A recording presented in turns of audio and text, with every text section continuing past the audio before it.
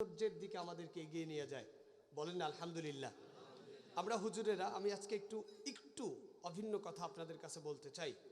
এই জন্য পুরো পৃথিবী এক অসভ্যচারিতার দিকে ফিরে যাচ্ছে।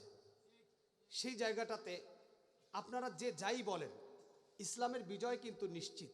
আজ হোক কাল হোক, বিজয় কিন্তু কেউ ঠেকাইতে পারবে না। তবে এটাও ঠিক, ইসলামের চূড়ান্ত বিজয় ইমাম মাহাদি ছাড়া হওয়া খুব কঠিন। দুটোও সঠিক, একটা বিজয় নিশ্চিত আর একটা ইমাম মাহাদি আলাইহিস সালাম ছাড়া ইসলামের চূড়ান্ত বিজয় হওয়া কঠিন। কিন্তু আমার বাংলাদেশে একটি সভ্য সূচনা, একটি সৌন্দর্য, একটি আকাঙ্ক্ষা, একটি স্বপ্ন তৈরি হয়েছে। এই দেশে হয়তো ইসলামের রাজ কায়েম হতে পারে, এই সম্ভাবনা তৈরি হয়েছে। কিন্তু এই সম্ভাবনার সব থেকে বড় সমস্যা হয়ে দাঁড়িয়েছে হুজুরেরা। কারা দাঁড়িয়েছে বলেন? আপনাদের একটু শুনতে খারাপ লাগবে। এই যে ইমাম সাহেবেরা আছেন, খতিব সাহেবেরা আছেন, ওনারা আছেন, তো এর জন্য আমি কথাটা শুরুতেই উপস্থাপন করছি। এই দেশে যারা political leader, as a district leader, as a country leader, মানে যে যেখানে দেশের লিডার হোক বা জাতীয় লিডার হোক, এলাকার নেতা হোক, প্রত্যেকেই এই রাষ্ট্রকে সাজানোর জন্য কাজ করছে। কিন্তু রাষ্ট্রকে সাজানোর ক্ষেত্রে সব থেকে অসহযোগিতা করছে আমার মতো বক্তারা। আপনারা বলতে পারেন, হুজুর হঠাৎ করে বক্তাদের উপর আপনার মাইন্ড খারাপ কেন?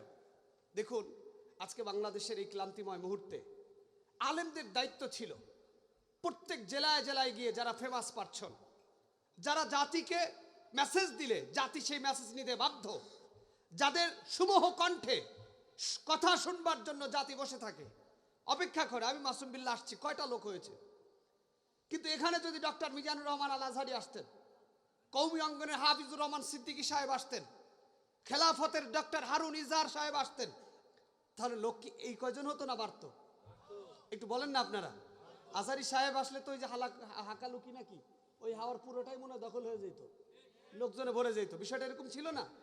কিন্তু এই ক্লান্তি লগ্নেও আমরা দেখতে পাই আলেমেরা যারা ফেমাস পারসন, তারা জাতির এই ক্লান্তি লগ্নেও মানুষের কথা, মানবতার কথা, দিন ইসলামের কথা চিন্তা না করে আপনার আমার কাছ থেকে এখনো গলা পাড়াই ধরে 50,000, 60,000, 70,000, 80,000 টাকা নিয়ে তারপরে তারা মাহফিলে যাচ্ছে।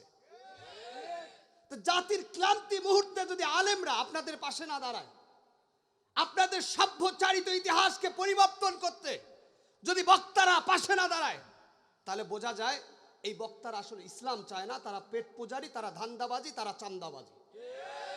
আপনারা শুধু বিএনপিকে চান্দাবাজ বলছেন, আপনারা শুধু আওয়ামী লীগকে চান্দাবাজ বলছেন, আপনারা জামাত ইসলামকে চান্দাবাজ বলছেন।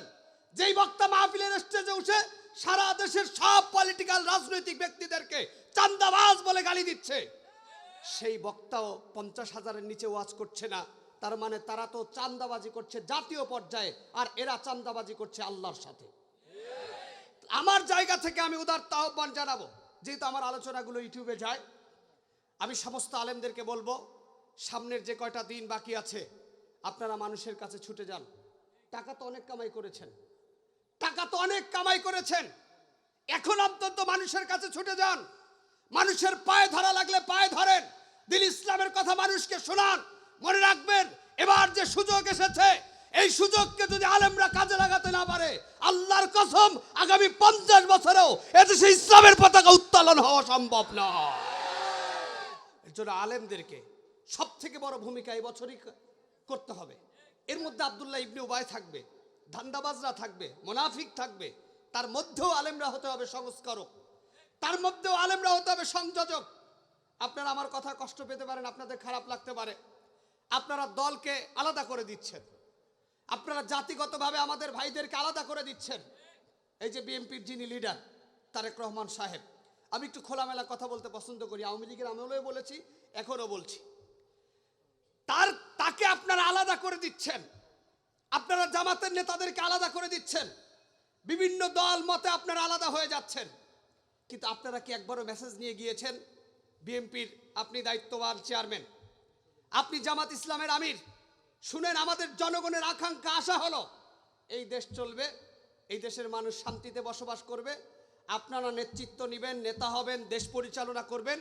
আমাদের চাওয়া শুধু এতটুকুই, এই দেশ যেন সুন্দরভাবে চলে, আমাদের যেন জুড়ি উপজেলায় দোকান দেওয়ার কারণে চাঁদার সম্মুখীন হতে না হয়, আমরা যেন দুর্নীতির সম্মুখীন না হই, আমাদের মা বোনরা যেন রাস্তায় নিরাপদে হাঁটতে পারে, আমাদের আলেম সমাজ যেন কোরআনের কথা নিশ্চিন্তে বলতে পারে, দেশ ও জাতির কল্যাণে আমরা সবাই ঐক্যবদ্ধ হয়ে একটি সোনার বাংলাদেশ যদি করতে পারি, তাহলেই আপনারা নেতৃত্বে আসেন, নাহলে আপনাদের মতো নেতা এই দেশে কোনো প্রয়োজন নাই।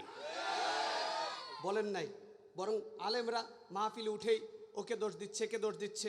পরিবর্তন হতে হবে, পরিবর্তন ছাড়া এই দেশের সৌন্দর্য আসবে না। এই যে তারেক রহমান সাহেব, আজকে আমি একটা জিনিস দেখে খুব আশ্চর্য হয়েছি, যার নিরাপত্তার চাদর অনেক বেশি, যার জীবনের রিস্ক অনেক বেশি, এই যে হাদি, ওসমান বিন হাদি, আপনাদের মনে আছে ভাইয়ের কথা? আপনারা মনে রাখেন, এই কথাটা 100% সত্য, চিরন্তন সত্য, দিবালোক আলোর মতো সত্য।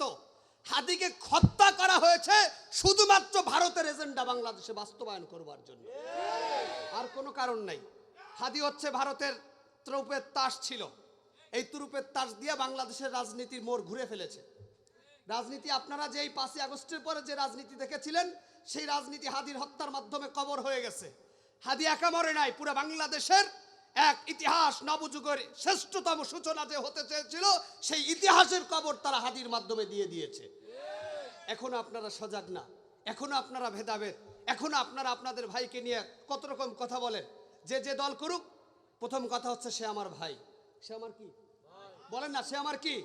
সে দল করবে, তাকে ভালোবেসে বুকের ভিতরে আগলে ধরে শক্ত করে জড়ায় ধরে বলেন, ভাই তুমি আমার ভাই। মনে রেখো, এ জীবন জীবন নয়, এ জীবনের পর আর একটা জীবন আছে ভাই। মরার পরে যদি তুমি জান্নাতে যাও, আমার চেহারাটা একটু মনে রাখো না, আমারও তোমার সাথে জান্নাতে নিয়ে যাইও।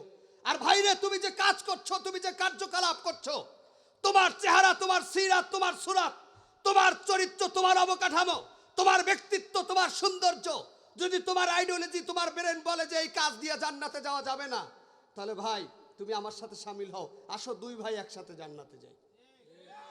এটা বলেছেন, বরং দূরত্ব তৈরি করেছেন। দূরত্ব তৈরি করতে করতে একটা সময় দূরত্বের পাহাড় তৈরি হবে, এদেশে ইসলামের সুশাসন প্রতিষ্ঠা হবে না।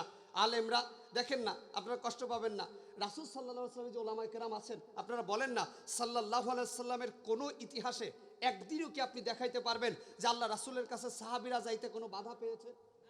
আছে? সাহাবীরা সাল্লাল্লাহু আলাইহি ওয়াসাল্লামের কাছে গিয়েছেন একদম একচ্ছিত্ত কণ্ঠে। আর আমাদের মতো বক্তাই, যে আমি একটা ছোটখাটো বক্তা, এই আমার কাছে ঢুকতে মাহফিল কমিটির মনে 10 জন দাঁড়াইছে, হুজুর রেস্টে আছে, ব্যস্ত আছে, আসা যাবে না, কি একটা ভাব আমার হয়েছে।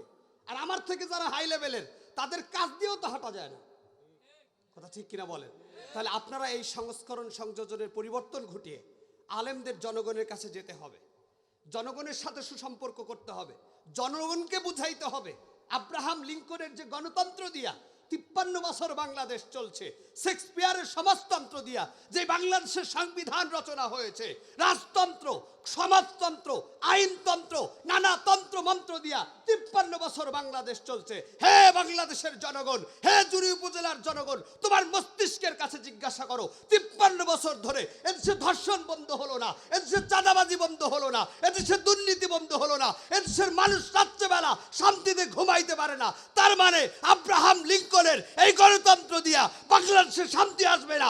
আলেমরা যদি সব জনগণের কাছে যায় বলে, তোমাদের এখন একটা তন্ত্র মন্ত্র দরকার, তার নাম হলো কোরআন, কোরআন নিয়ে রাষ্ট্রের নীতিতে নেমে যাও, আল্লাহর কসম বাংলাদেশের চরিত্র আল্লাহ পরিবর্তন করে দেবে। কিন্তু আজকে হচ্ছে না, আজকে হচ্ছে না। কোথায় যেন একটা গ্যাপ তৈরি হয়েছে, কোথায় যেন একটা দূরত্ব তৈরি হয়েছে। সেই দূরত্ব যদি ঘোচাইতে না পারেন, আওয়ামী লীগের আমলে তো আলেমরা ঘুমাইতে পারছে, আওয়ামী লীগের আমলের তো আলেমরা ওয়াজ করতে পারছে, কথা বলতে পারছে। দিন আসছে, অপেক্ষা করেন, ঘর থেকে আলেমরা বের হইতে পারবে না। আল্লাহ তাআলা আমাদেরকে কবুল ও মঞ্জুর করুক, বলেন আমিন। যে সকল আলেম 50, 60, 70, 80 হাজার টাকা নিয়ে এখনো জনগণের উপরে জুলুম, নির্যাতন আর কষ্ট দিচ্ছে, আল্লাহর কাছে প্রার্থনা করছি আমার রব যেন তাদেরকে সহনশীল করে দেয়, বলেন আমিন। আপনারা কি কষ্ট পেয়েছেন, রাগ করেছেন? এই কথাগুলো হচ্ছে আপনাদের জন্য জাতীয় মেসেজ। এখন আসেন কোরআন শরীফ আল্লাহ তাআলা কি বলছেন।